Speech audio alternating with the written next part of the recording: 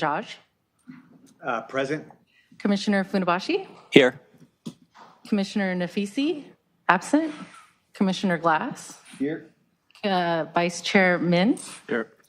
Chair Simpson. I am here, and I managed to finally get my microphone turned on.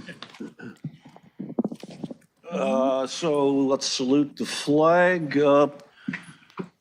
Commissioner Glass, can you lead us in the pledge? Oh, okay, Commissioner Mann. Sure. All right.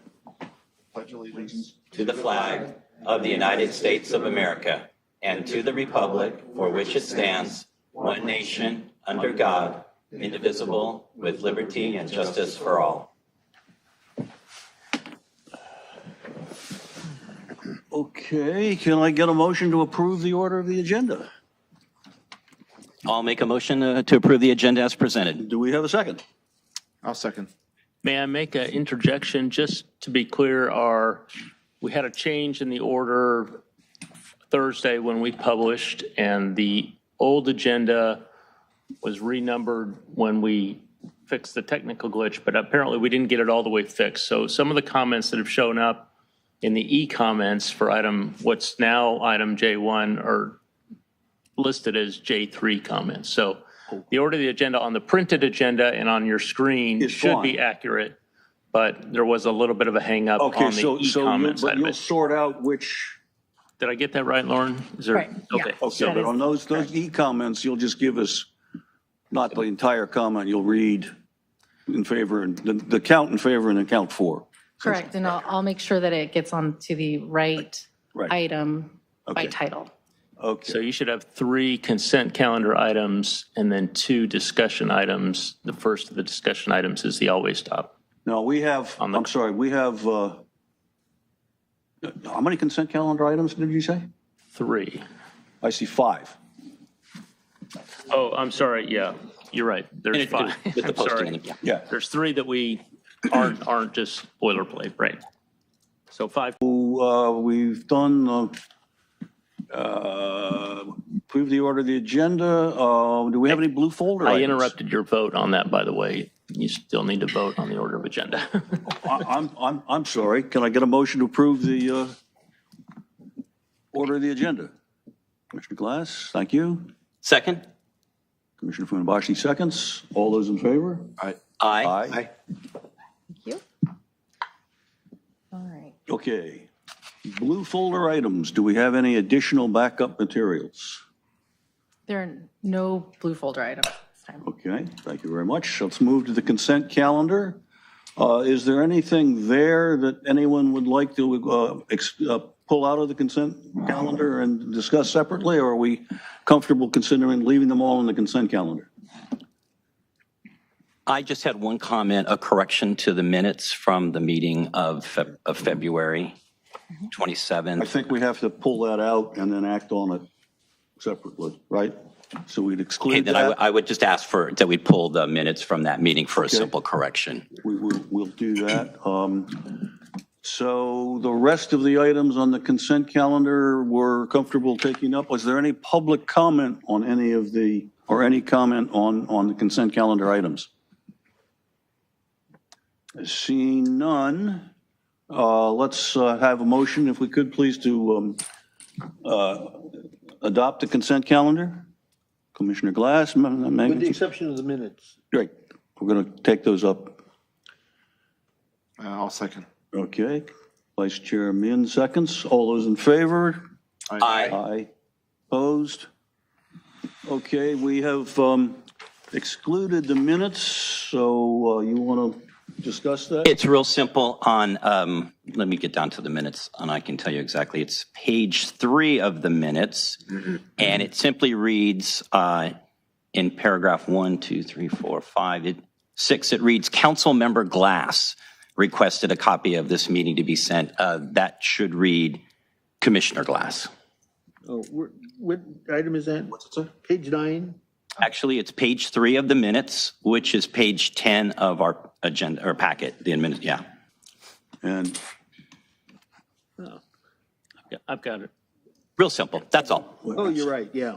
I'm definitely not a council member. I'm sorry, where is it? Near the top. It's 1, 2, 3, 4, Paragraph 6. sixth item down on page 10. 9, 10. Oh, yeah, I see what it is. Yeah. Definitely needs to be fixed. That can be approved as So, corrected. We can, Can we get a motion that we make that correction? Commissioner Glass, Second? Commissioner Tumanowski seconds. All in favor? Aye. Aye. So with the correction, do we have a motion to approve the minutes? Commissioner Glass, Second? all those in favor? Aye. Aye. Okay. Did I need public comment on that? Not really. theoretically, but Okay. you're probably safe. We are now to that portion on the agenda, if I can get back up to that page, where this is the item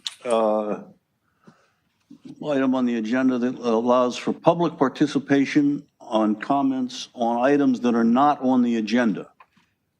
Do we have anybody who would like to address the commission on something that's not on the agenda?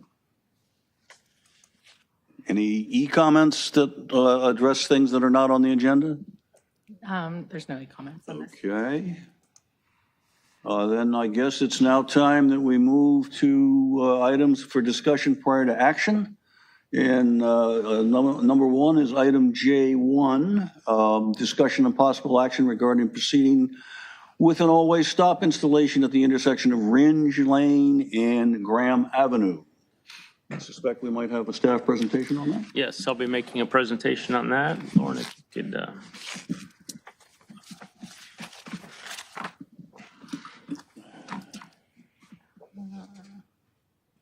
Hold on a sec. this item coming before you tonight was at the request of a resident. We received last August through our Always Stop request response flowchart. We proceeded to do a safety evaluation and also the resident survey that you are familiar with. Initially, the survey, the safety evaluation, and I'll get more into this, didn't yield a reason to move forward, nor did the resident survey. We let the residents know about that, and the requester actually gained some additional signatures, which did put it over the threshold. And we received all that late last year. So we're bringing this forward tonight on that basis. I'll get into a little bit of the description of the area. The intersection in question is at Ringe Lane and Graham Avenue. This is a map of the existing condition where the kind of pink octagons are existing always stops. You can see they surround the intersection in question, and there are just stop control on Graham Avenue only at the current time. The request is to install an always stop at that intersection. And again, you'll see as proposed there on the screen.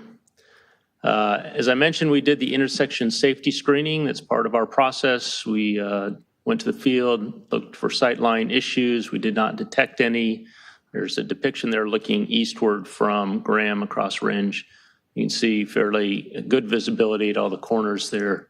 And so we continued to do our evaluation with a review of collision history over the last 5 years, and there were no reported collisions at that intersection.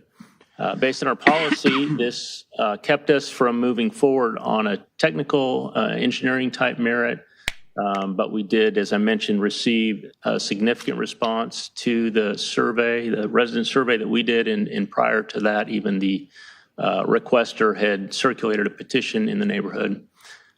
We identified 18 residences within our 150-foot perimeter that we typically reach out to. 14 of those responded in the affirmative, either through the survey, returning the survey to us, or signing the petition, a copy of which was delivered to us. And just these next bit of data is really just to goes back to the conversation about improving our methods of response. We got 6 positive responses by survey response only, emailed in or sent in by mail, U.S. mail. We had 3 who responded only on the petition, although 5 more signed petitions and sent in their survey. So we had a total of 14 responses and no opposing responses. And that the map shows the residents that were surveyed and counted in the petition. There were actually a couple other petition signers who weren't in this perimeter that we did not count per our policy, and the blue stars indicate where we had a positive response. Our all-way request response flowchart, which you're now familiar with, just shows the pathway that brings us to the meeting tonight. The red arrows indicate we did not see a need to move forward based on the findings of the technical review, but as I mentioned, through the resident survey process, we are moving forward and bringing the item to you tonight based on the popularity of this idea with the nearby residents. As a staff, we don't have a technical recommendation to move this forward. However, the commission does have alternatives for a recommendation or a referral to the city council. The item can be advanced to the city council based on your referral, based on the resident request rate. It's also an available alternative for this commission to deny the always stop request. And if that is the case, the requester has recourse through his district council member or other action that you might deem appropriate for staff to undertake to further explore this intersection. So that concludes my prepared comments. Be happy to answer any questions. Any questions from the commission?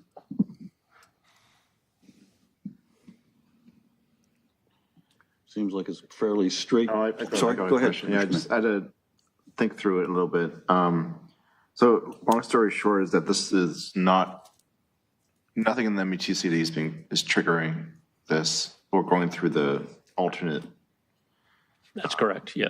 Process for getting this through, okay. We actually didn't even get to the level of the full-blown MUTCD study. We didn't get through our. I'd like to hear public comment before I make any more. Okay, it looks as though we do have some people who would like to make some comments. No one's turned in a card, but if you'd like to come up from the audience.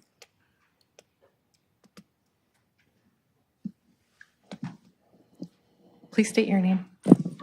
Hey, I'm Jonathan Guerrero, so I submitted the request earlier on.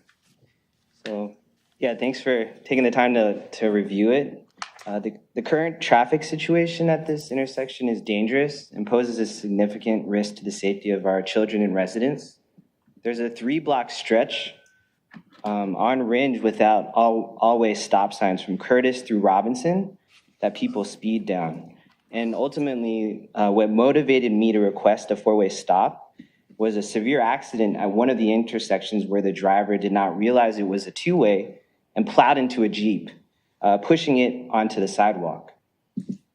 This had happened in the morning when kids were walking to school. Someone could have been killed.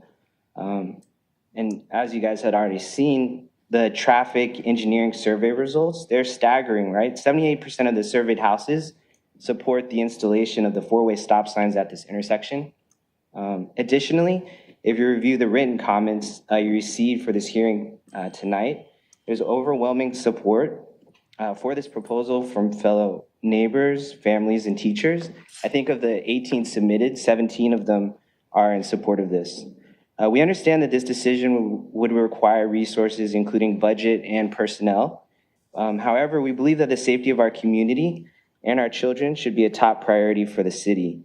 The benefits of adding these stop signs outweigh any potential costs. The intersection is 2 blocks from Lincoln Elementary School, and we need to ensure that children can cross the road safely. With the addition of 4-way stop signs, drivers would be required to stop, reducing the speed and ensuring the safety of pedestrians. The installation of 4-way stop signs is crucial for the safety of our community, especially for the families and staff who attend Lincoln Elementary School. We urge you guys to please prioritize this proposal and prioritize the safety of our community. Thanks for your time. Thank you very much. Other comments? Anyone here care to address? Okay, we do have some e-comments, I believe. Right, we do have, to confirm the numbers, we have 18 e-comments, 17 are currently supportive of this item, and 1 is opposed. Do you have the one that's opposed out of curiosity? Could we hear that, please? Is that,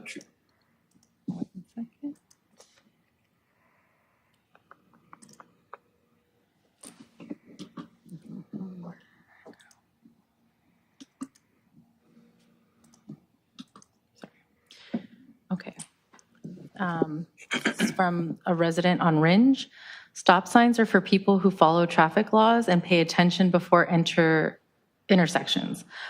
Ringe Lane already has most stop signs in the neighborhood, and almost every street crossing Ringe have stop signs on them. If people stop at all stop signs, this problem will not be a problem on Ringe. Another point is Graham Avenue is not a busy street. It has less traffic than an average street going east-west crossing Ringe Lane. Adding a stop sign on Ringe is less meaningful. From what I observed in the past 10 years, none of the recent incidents would be avoided if there was a stop sign on Ringe. The problem on Ringe Lane is commuters use Ringe as an alternative route from Aviation Boulevard, and mostly those who don't drive under 25 miles per hour nor stop at stop signs. If you put a camera on Ringe, it'll prove this point in days. I drive 20 miles per hour when I'm on Ringe just to slow down those commuters. Let's put a stop sign on every intersection on Ringe Lane and see what improvement we can get. Sorry, neighbors, I failed to see the meaningful reason to add another stop sign on Ringe and Graham, but if it passes, I can live with it. thank you very much. Questions or comments from commission members? I do, but I need to think about it. I'll jump in just because I've been thinking about it. Over the years as a commission, we've always kind of frowned on putting four-way stops in, unless there was a technical merit, sightline issues, or accidents that were higher than average. Obviously the cars are better now so that you can speed faster from one stop sign to the next. Braking is much better in the modern cars. So we know that it doesn't necessarily slow traffic down as much as we'd like to think that it does. But I also couldn't help but notice and want to mention to all of us on the commission here, just in reviewing our administrative packet, there was another, four-way stop signs are popping up everywhere. I have 3 that have popped up in the last few months within a few blocks, and I'm in District 5 as well. And we just kind of learned to live with them. And there was a previous intersection that we reviewed as a commission, which we at that time, this was probably last year or maybe even longer, that we had declined on the merits that were presented in the administrative report.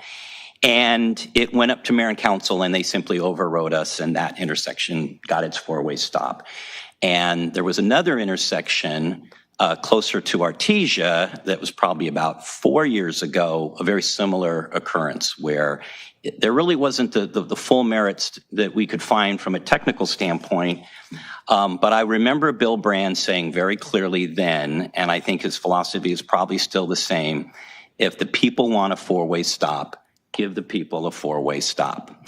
And so I'm kind of inclined, because of in this instance, an overwhelming support. I mean, all 4 corners of this intersection of Ringe and Graham, as well as virtually every other three lots in all directions, 150 feet, an overwhelming support for this.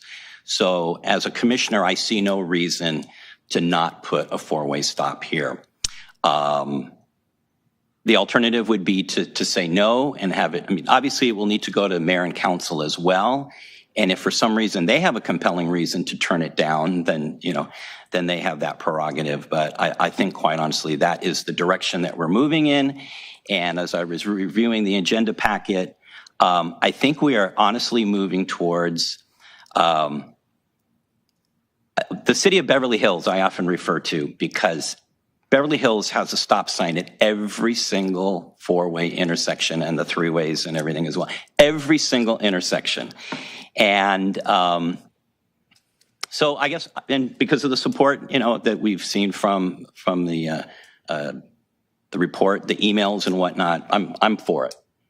So That's my 2 cents. Other comments, thoughts? Yeah, Commissioner Fukunaga. I concur with Commissioner Funabashi. He just said it much better than I was able to. But, it seems pretty clear cut. They went through the process. They went through the flow chart. I look at it as pretty black and white in terms of a decision. Any other comments and or thoughts? Seeing none, do we have any motion? that somebody would like to make? Hold on, you're rushing, just Okay. give me a second here. So, in this case, Ringe is, I don't know what was this classified as, but it's clearly a street that is used to cut through as a alternate to aviation and other streets, right, as the person said. And Yes. one of the things I do find odd about Ringe is it does not have a stop sign at every street. So sometimes you're going through and then, and if you're not in that, you don't live in the immediate neighborhood, maybe you just go once in a while. It is confusing. So, although I don't really have any opposition to this particular request, but in a general sense, why not just go ahead and install always stops in all intersections citywide in these kinds of neighborhoods? Why is there a reason not to do that? And that may be a bigger philosophical question, maybe outside of the scope of this specific agenda, but I pose it because why is this intersection any more special than the other one? Why not the intersection that had an accident or had a collision? That one should get one as well, no? If this one should get one. So I just wonder if Isn't the distinction here that it doesn't meet the accident criteria and those kinds of criteria, but essentially the people want it? I fully understand the technical reasons why we're considering this, but I'm posing a separate question here in that, the gentleman said that there was a collision at an adjacent intersection that was not always stop controlled. Why is that one not being considered for an always stop as well? And so I just wonder if there's a need to rethink kind of like bigger picture here. So although I'm not really opposed to this one, but I think in general, we're also not considering some of the obvious ones where there was a collision and we're not considering that one. Why not, do that automatically, right? Along with a similar, if a request like this comes in. So I would almost say we should do both intersections. I'll take it one step further. Both intersections. You know what I mean? No, you've confused me. I'm sorry. Both. It's not confusing because the gentleman mentioned that his request was triggered by a collision that he observed or heard about at an adjacent intersection that was also not all-way controlled. So I'm proposing that, with the lack of recommendations from this report, right? They're not really recommending one thing or another. It seems like the commission has the authority to recommend more than one always stop. I do want to bring to the commission a reminder, and this came in my review of our packet, that it is part of a directive that we've given to staff to bring us the Switters report, which is the records of accidents that is designed, that request was made by us to highlight those intersections that are troublesome. It's always really a little baffling to me, and it's difficult for us as a commission when we'll get public testimony directly from neighbors throughout the entire city about different accidents and things like this, and they don't show up on the Switters. Right. And then we kind of speculate, well, we know if it wasn't a big enough accident, maybe it wasn't an insurance claim, that the people involved in the accident decided to take care of it themselves or whatever happened that it doesn't get reported. That's obviously something that we can never really address. We never really know, and yet we get that public testimony. And we also get public testimony of really close calls, which will never get reported. And thank God those don't end up as accidents. But that's kind of some of the telltale signs that I think we see when there's trouble. Right. And I kind of mentioned all the characteristics of cars these days, coupled with bad driving characteristics. As was testified earlier, as drivers, we should be able to identify where a stop is and where a stop isn't. What isn't a part of the report is what's becoming a bit of a fashion is many times I'll see a stop sign that I'm approaching, and there'll be a little placard below the stop sign that says cross traffic does not stop. Right. That's another way to address situations like this, and I suppose that's an alternative.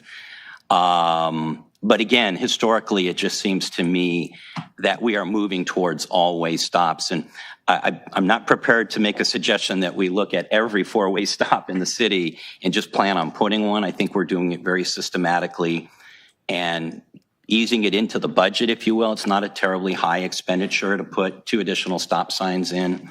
And for the goodwill that it generates within the community and the feeling of safety that I think that it garners, it's a decent investment. But anyway, yeah. So we'll obviously. I'm finished. Yeah, thank you. Okay. The issue here is there are 2 issues here, really. Safety for kids. And I realize, kids don't necessarily always stop for stop signs when they're walking or whatever. But the real issue here, I think, is speed, because that's what lets drivers go crashing through whether there's a stop sign there or not. And that happens plenty of times on Ringe and Vale. I'm talking about 2 streets that are used as you called it, cut-throughs. You remember my comments in recent weeks about aviation and speed. The same argument holds here. We've got to control the speed. Now, I don't really want stop signs at every intersection. What I would propose is that on Ringe right now, there are stop signs on every other street except for, I think, Graham and the 3 preceding south streets. And I would put one so that there are like 1 block south of Graham to break up the speed. Make the people stop, or at least try to make them stop. I'm after the speed, not the number of stop signs. Okay. Could I ask what intersection that accident was, the one with the Jeep? Yeah, so that was. Please come to Yeah, come up to the microphone, please. Yeah, so that intersection was Gates, which is one above it. And funny enough, you guys were asking about like the evidence stuff. So there's a neighbor there, because I went door to door all around, and there's so many accidents and near misses that she has a camera aimed at the intersection 24/7. So I actually have the footage too of the car T-boning, basically T-boning a Jeep and shoving it, over onto the This is sidewalk. at an intersection that does not have a 4-way stop? Yeah, exactly. So as I mentioned, there's a stretch of like 3 blocks, and they're all 2 ways. So what people do is they go down that pretty fast, and I think Yours is in the middle of that? ours is at the end. So there's two intersections. I actually tried to petition to get both of them 4-way stops, but ultimately Graham. This is the one you're asking for now. Yeah, Graham ultimately had more support. So Yeah, he's kind of making the point for me, my earlier point, where it seems like there's a need for us to consider, I guess in this case, Gates as well as Graham for all-way stop, because it does appear to be a speeding issue within that 3-block range. And if there's an actual collision that happened, even if it's not within Switters. I think we need to make a motion to receive and file, and it needs to go through. Yeah. I can make a motion to receive and file the sorry about that. image.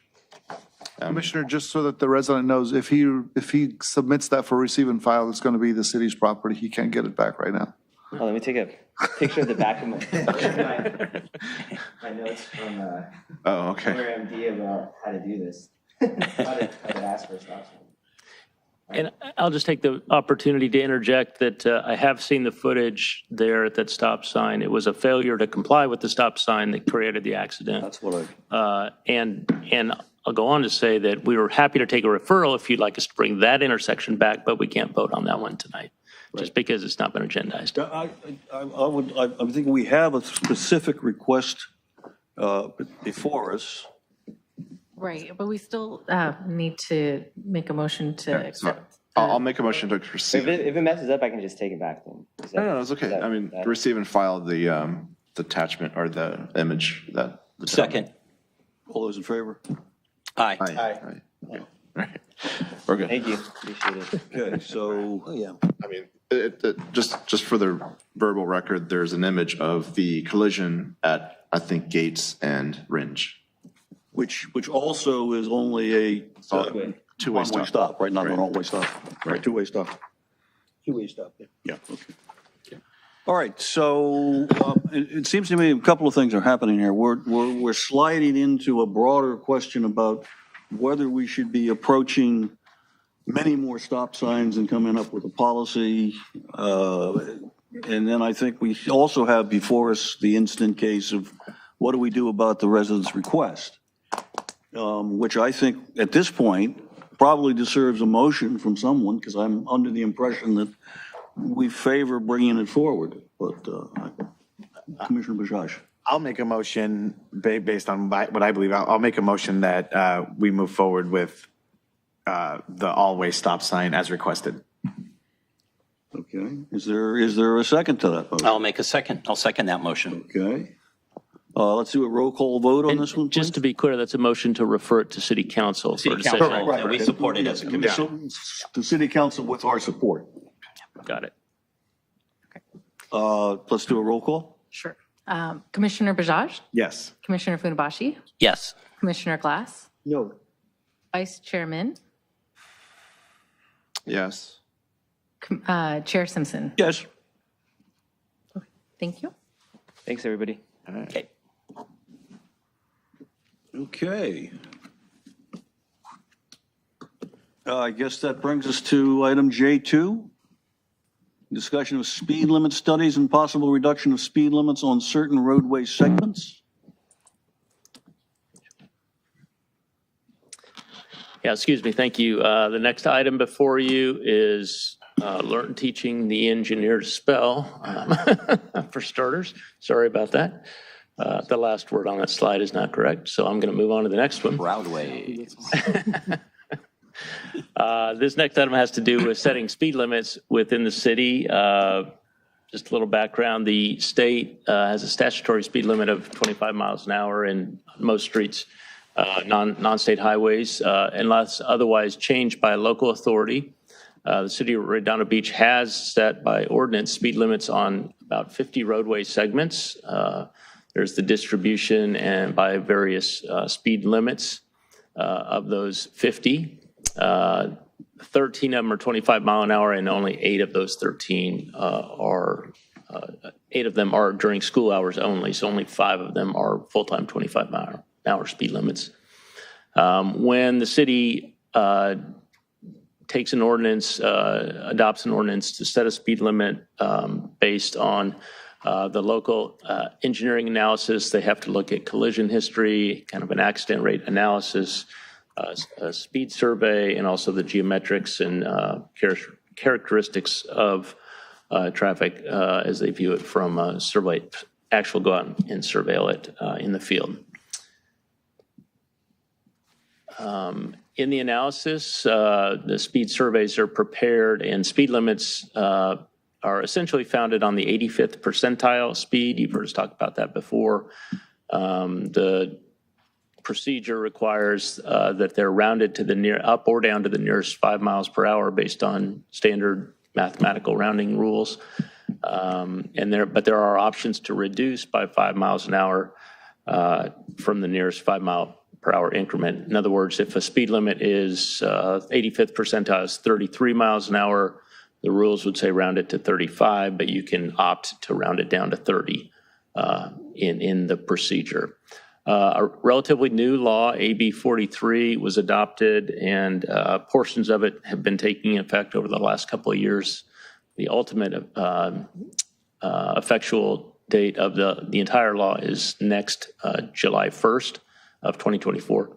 But in the meantime, AB 43 does allow one consideration that speed limits on streets can be, the existing speed limit can be retained even when the 85th percentile would otherwise increase the speed limit when there are certain conditions having to do with no changes in the roadway geometry, evaluation by a property licensed engineer, things like that.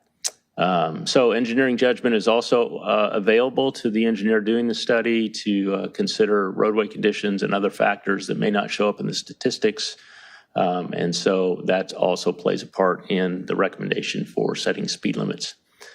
We have done those reports, the ENT, or Engineering and Traffic Study reports for 36 streets that were about to or had expired, meaning that they were not enforceable or would not be enforceable after the expiration date. And so that list of streets is included in the report, part of your attachment to the package tonight. Of those 36 streets, the recommendation from the traffic engineer comes back as follows.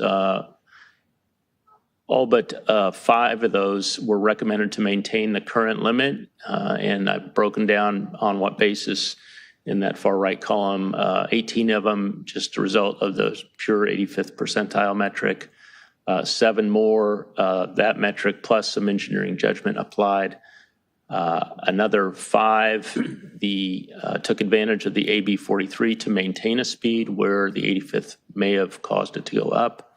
There was one new street segment that was not in the current inventory of street segments listed in the ordinances, but the speed limit came out to be 25 miles an hour, which is the statutory speed limit, so no real change there. And then we had 5 where it's recommended that the speed limit be decreased, 4 of those based on just a lower 85th percentile metric. So maybe some of our traffic calming and always stops and what have are contributing to lower speeds on some of these segments. And then one of those also recommended for a decrease by 5 miles an hour based on engineering judgment. So that's the result of our 36 segments that we looked into.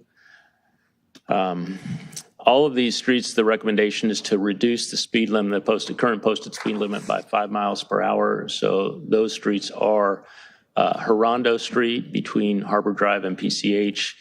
And this is only the eastbound direction, which is now posted at 35. And the recommendation is to reduce that to 30. The westbound direction is already posted at 30. And I think that's because a portion of the westbound lanes are in our city, but the curb where the sign is posted is in Hermosa Beach. Barrel Street between Harbor Drive and PCH, the recommendation is to reduce to 25 miles per hour. Inglewood Avenue between Grant Avenue and Artesia Boulevard, recommendation is to reduce to 35 miles per hour. Catalina Avenue between Palos Verdes Boulevard and Avenue I, this is a recommendation to reduce to 20 miles per hour. We don't have any 20 mile per hour posted streets, but AB 43 allows us through certain business districts to reduce to 20 miles per hour. So we're going to take advantage of that in our recommendation to the council, if you so confer. And Torrance Boulevard is the final one between the pier and PCH, a reduction down to 25 miles per hour from the posted 30. Was 30. Yeah, okay, so each of these are coming down 5. Okay, yep, that's right. So that's the recommendation that we have before you tonight, actually to refer the following streets to the city council with this recommended 5 mile per hour reduction on each of these streets. And if you adopt that recommendation, then we'll be taking it forward to the city council in ordinance form, which will take a first and a second reading before these are actually enforceable again. Yes, Commissioner Glass. A question on the segments. Inglewood Avenue, you have here between Grant and Artesia. What about between Grant and 190th or 182nd and then 190th? You may not be covering those right now, but what are the speed limits right now on those other 2 segments? It looks like Ted's going to do a little research for me. My understanding, my memory serves, it is 35 miles an hour already north of 190th up to Grant, and then north of Artesia, it increases, I believe, to 45 miles an hour. I believe you're correct. And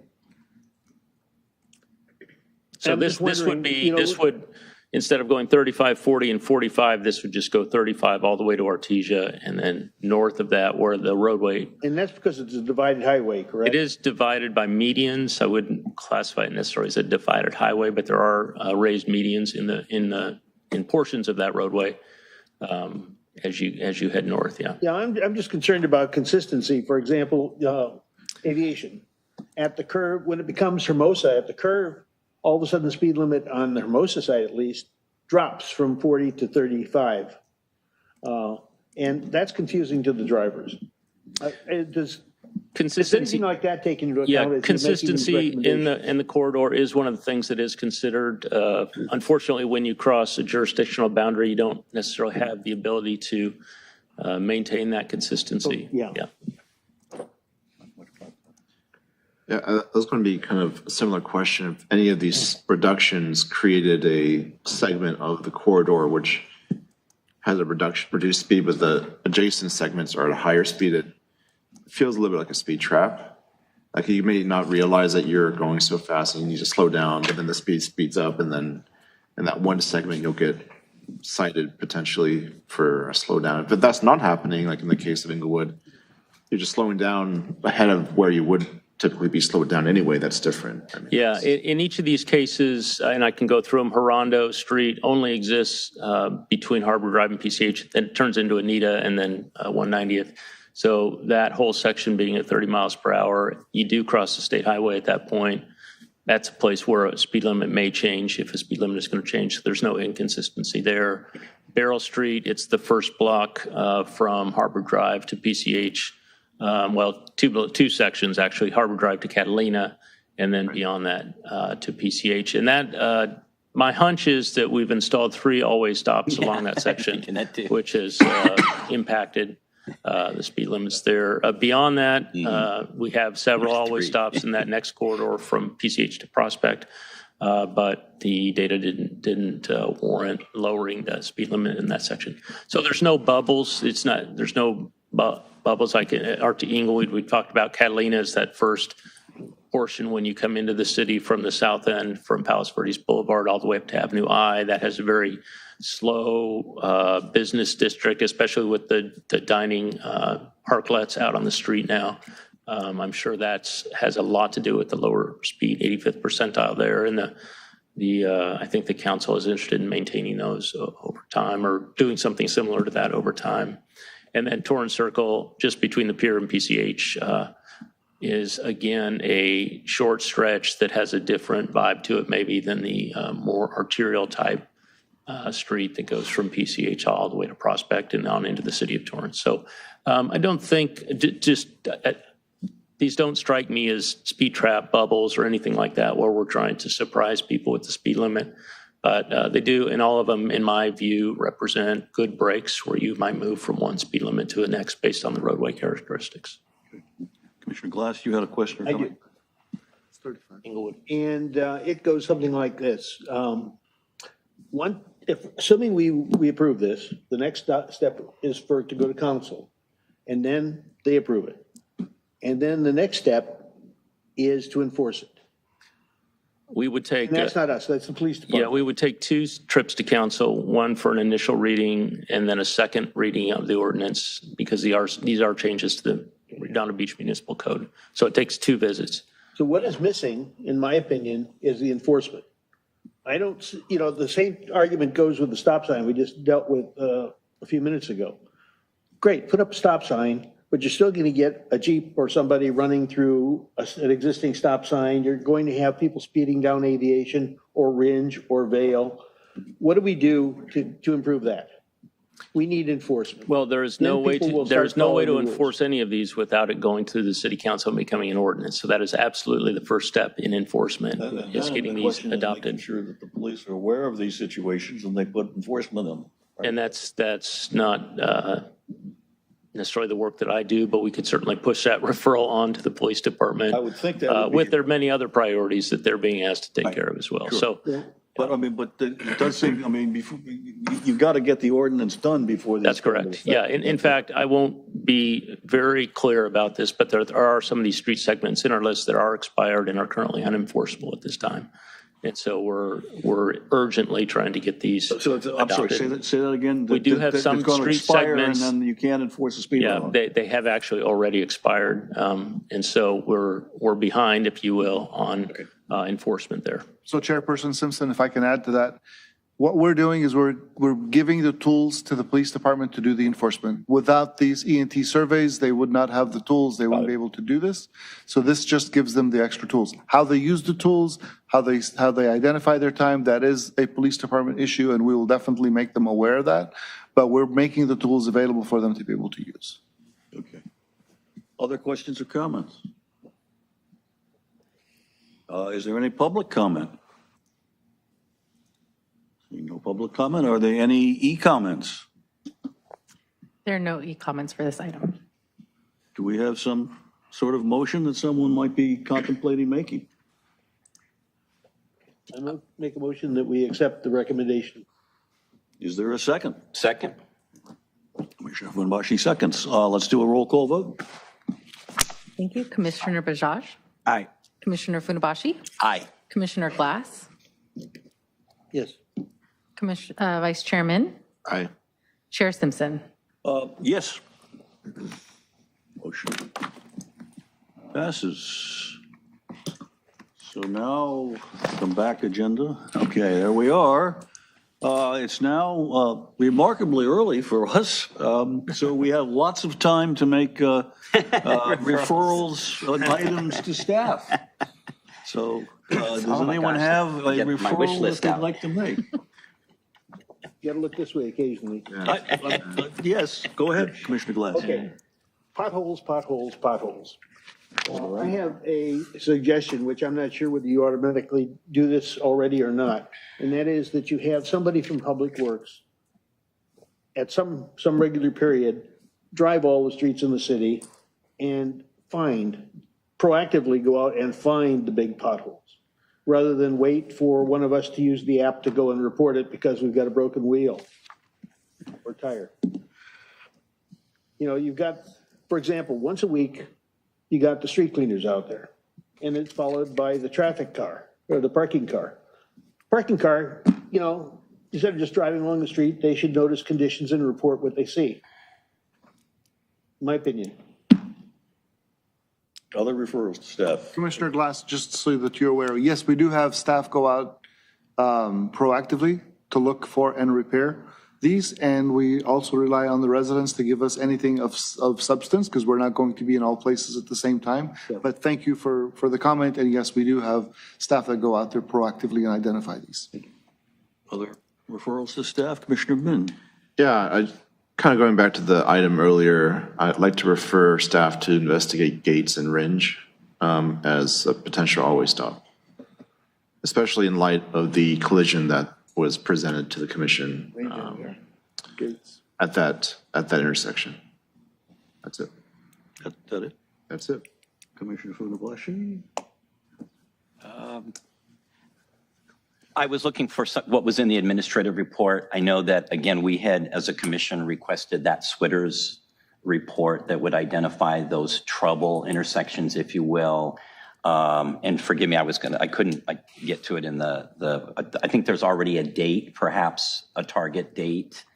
But maybe just for me to repeat that again this evening as that request, because it sounds as a commission, we really do want to hone in on those trouble intersections or any other issues that are certainly related to traffic safety as related in the accident data.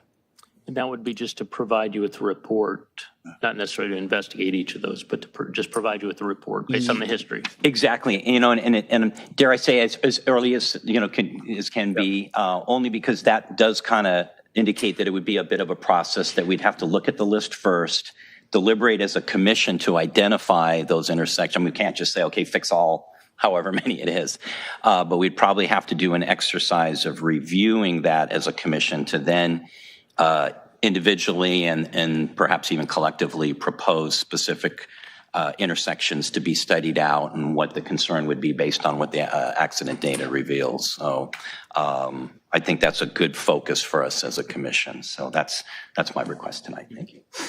Commissioner Bajaj, any referrals? No, not at this time.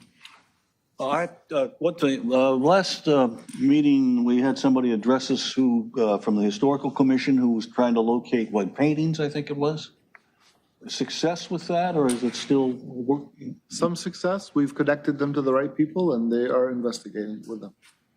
Okay, this is, I don't know how serious this is, but the intersection of Rockefeller Lane and Aviation Boulevard, there's a car wash right there. There's ongoing visibility problems when you're trying to come out of there.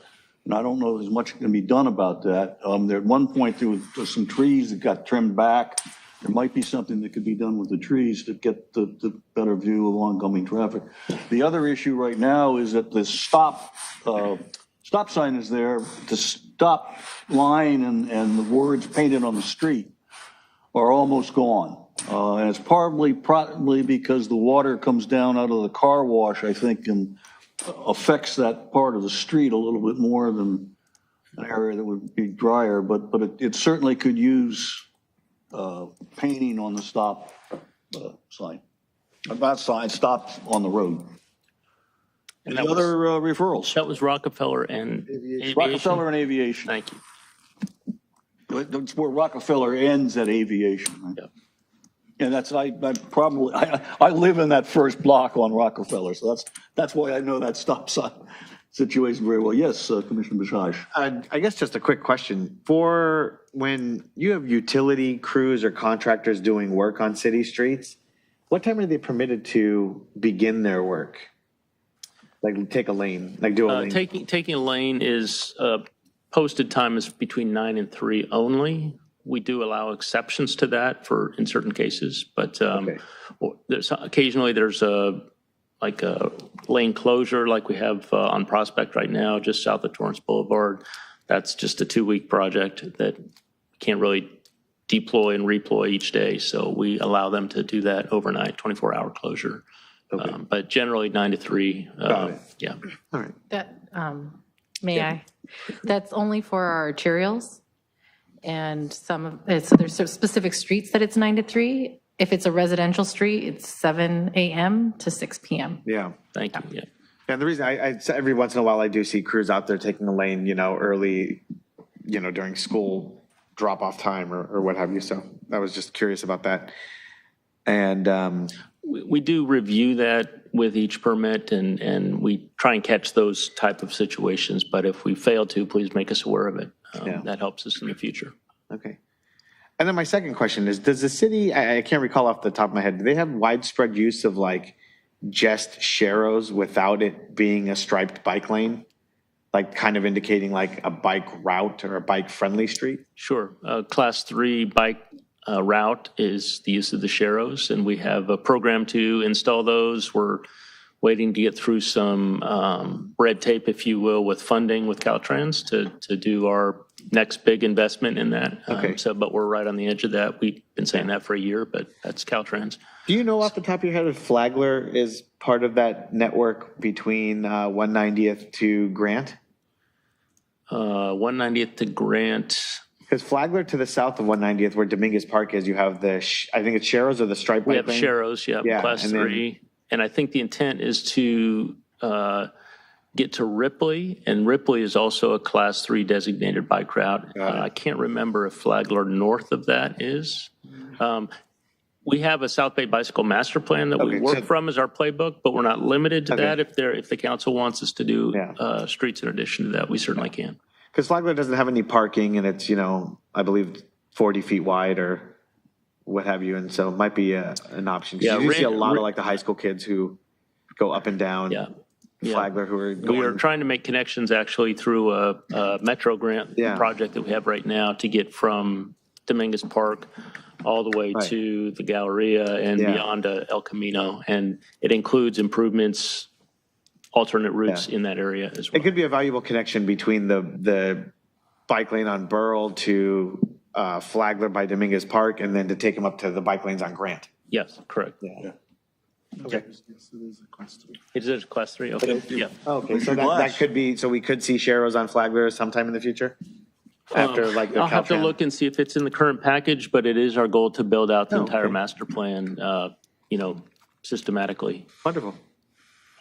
Last week, or last month, excuse me, there was a discussion about sinkholes on the right-of-way for the possible extension of the light rail.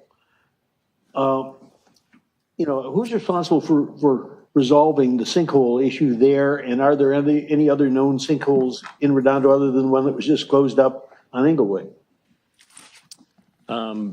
The right-of-way is owned by Metro, Metropolitan Transportation Authority, and the construction that was alleged to be responsible for those sinkholes had to do with the Shell or Chevron pipelines through that right-of-way. So the city did not have active involvement on that side of the boundary. On the private property side, our building inspectors were involved with that. Ted, you look like you have more to add to that question.